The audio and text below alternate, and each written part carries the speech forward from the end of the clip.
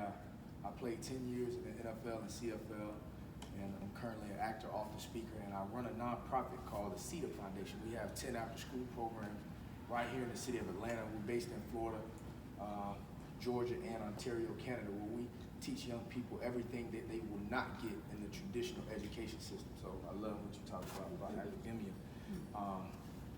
My first book was called Greater Than the Game, and it was a self-help, inspirational piece to teach people how to be greater than the game that society has played on our people.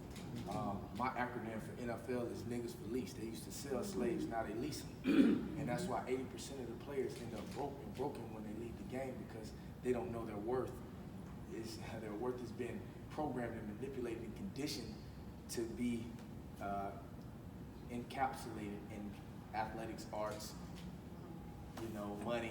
And so once you recognize that you're a walking Bentley as a melanated being, you don't have to buy a Bentley. So for us, Audrey and I came together because I always had a vision of continuing to control our own narrative.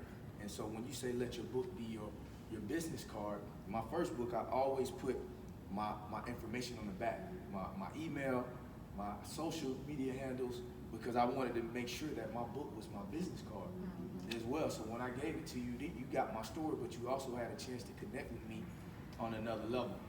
And then, so the second book we're working on right now is called Woke, and Woke is a dictionary for the conscious mind. So everything we say consciously with our words comes to fruition.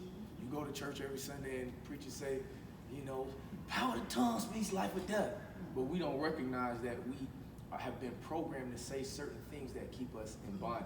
And so in order for us to unlearn and relearn, we have to change the conscious language. Stop calling our children kids, stop saying we're broke, stop calling ourselves black, and we should, once we dig into who we are, we know who we're not. So consequently, I love all of the messages here, because once you author something, the prefix to authority is author. So when you author something, you give it authority to come to pass. So if you author your own story, your own vision, and your own narrative, then you can really see how powerful we are as a people. So we're at this Women's Expo, and I always, when I talk to melanated women, I want you to understand and understand that the universe of God called you to be so powerful and so beautiful. We're the only people that call our cars beautiful, but our women powerful. We should call y'all beautiful and the car powerful. But everything that has something to do with any greatness, they call it mother. You got Mother Earth, Mother Land, Mother Nature. So we should recognize how powerful we are. And the universe of God didn't take the woman from the head to be above the man, nor the feet to be beneath, nor the spine to be behind, nor the chest to be abreast. Allegorically, you were taken from the rib to be beside the man, so that when I put my arm around you, I can cover you, but also if I was to ever fall, I can lean on you for support.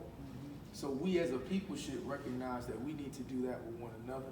So I pay homage to my queen, who's here today, as well as my queen sister, Audrey, for having a vision of empowering our people through this narrative that we're controlling. So thank you. Let your book be